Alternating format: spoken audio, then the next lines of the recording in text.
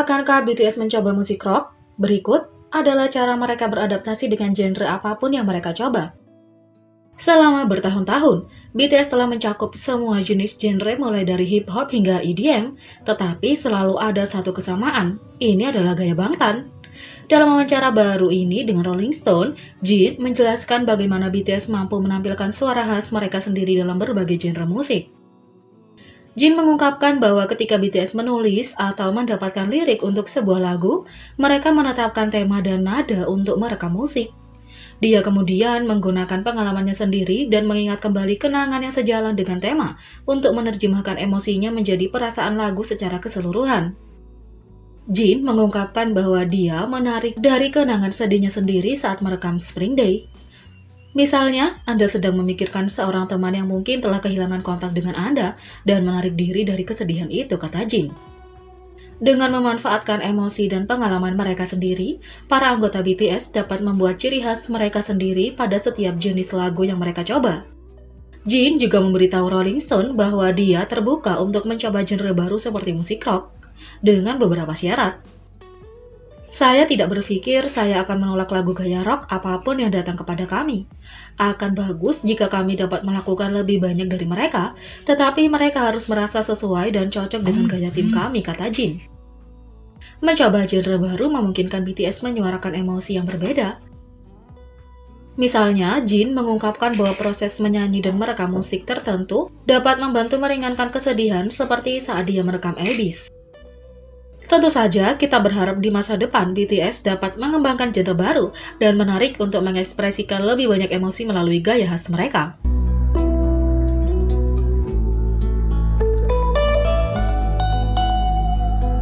Yang kedua, J-Hope mengungkapkan mengapa citra BTS berubah begitu drastis sejak debut. Semangat dan kerja keras BTS tidak berubah sejak hari pertama, namun citra mereka telah mengalami transformasi yang mencolok dan terus berubah seiring berjalannya waktu. J-Hope duduk bersama Rolling Stone untuk mengungkapkan apa yang menyebabkan citra mereka berubah secara tiba-tiba dari waktu ke waktu.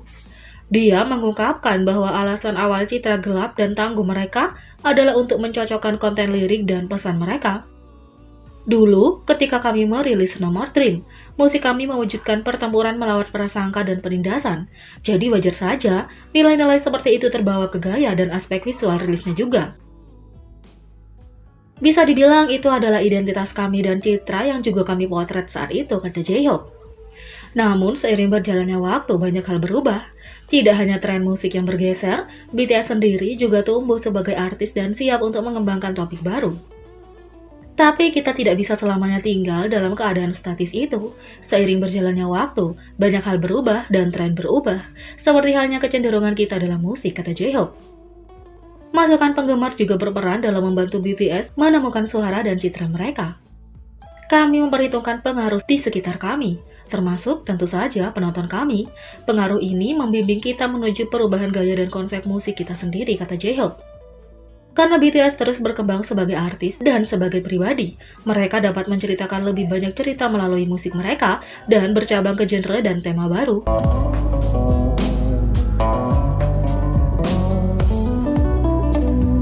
Yang ketiga, RM BTS mengungkap bagaimana identitasnya sebagai rapper telah berubah.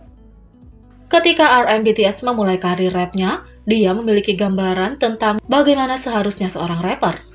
Sekarang, 11 tahun setelah bergabung dengan Big Hit Music, RM berbagi bagaimana identitasnya sebagai rapper telah berkembang. Pewawancara Rolling Stone, Brian Head, bertanya kepada RM tentang konflik antara menjadi rapper dan menjadi idola, sesuatu yang dia perjuangkan di masa lalu.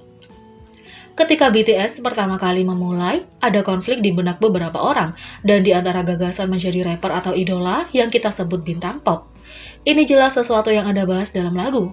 Mungkin Anda bisa menjelaskan sedikit tentang konflik itu dan mengapa itu tampak begitu petik saat itu, tanya Rolling Stone. RM memulai bukan sebagai rapper atau idola, tetapi sebagai penulis yang bercita-cita tinggi. Kecintaannya pada puisi dan prosa membawanya ke rap, dan sebagai rapper pemula, ia berurusan dengan gagasan sebagai artis murni atau rapper murni. Karena BTS awalnya dimaksudkan untuk menjadi grup rap bukan grup idola, RM harus mengatur ulang identitasnya. Ketika saya masih muda, saya ingin menjadi penulis prosa dan puisi, dan kemudian saya menemukan rap, dan banyak hal yang ingin saya lakukan pergi di musik. Dan ya, ada gagasan tentang menjadi artis murni atau rapper murni. Jadi, memang benar bahwa ketika kami memulai debut sebagai artis pop, ada kalanya saya harus mengatur ulang identitas saya, dan kemudian merefleksikan identitas saya, kata RM. Dan pada awalnya, kami tidak melihat hasil yang positif. Kami tidak memiliki banyak penggemar. Kami tidak mendapatkan hasil yang bagus. Ada saat-saat ketika kami diejek. Bagi RM, musik adalah cara untuk mengekspresikan dirinya, entah dia menciptakan rap atau pop. Hal ini pada akhirnya membantu identitasnya yang berkonflik untuk menyelesaikan. Jadi, memang benar butuh beberapa waktu agar identitas itu berkembang dan menetap. Tapi, tahukah kamu, apakah itu musik rap atau pop, atau apapun itu adalah metode lain bagi saya untuk menunjukkan pikiran saya dan mengekspresikan suara saya, dan membuatnya beresonansi dengan orang-orang. Jadi, banyak dari konflik itu yang terselesaikan dengan sendirinya, kata RM. Sejak debut BTS, dunia musik telah berubah dan begitu pula label artis tersebut, rapper dan idol. Menurut RM, batasan-batasan itu menjadi semakin tidak berarti dan itu tidak menahannya. Dan menurut saya, hal-hal hari ini sangat berbeda dari tahun 2013, karena meskipun masih banyak diskusi tentang apa itu murni, apa yang otentik, apa yang tulus, apa itu artis, apa itu musisi pop, batasan-batasan itu ada. Tapi, menjadi semakin tidak bermakna. Selama saya bisa menunjukkan apa yang telah saya tulis, itu valid sebagai kelanjutan dari mimpi saya, dan apa yang selalu ingin saya lakukan, kata RM. RM juga mengungkapkan bagaimana artis lain mengubah idenya tentang apa yang mungkin secara artistik sebagai rapper. Dia memandang Drake, seorang rapper yang menyanyi dan rap dalam lagu-lagunya. Saya mulai dengan Nas, Eminem, masa keemasan hip-hop, dan titik baliknya adalah Drake pada tahun 2009 ketika dia merilis lagu. Album itu agak mengejutkan saya karena itu adalah hal yang aneh yang benar-benar dinyanyikan oleh seorang rapper. Jadi setelah itu banyak rapper mulai bernyanyi, memutuskan untuk memasukkan melodi ke dalam lagu mereka di berbagai genre, antara rap dan melodi. Jadi ya itulah saatnya, kata RM.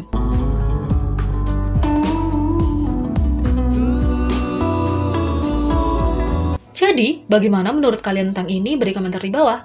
Klik subscribe, like, share, dan klik lonceng.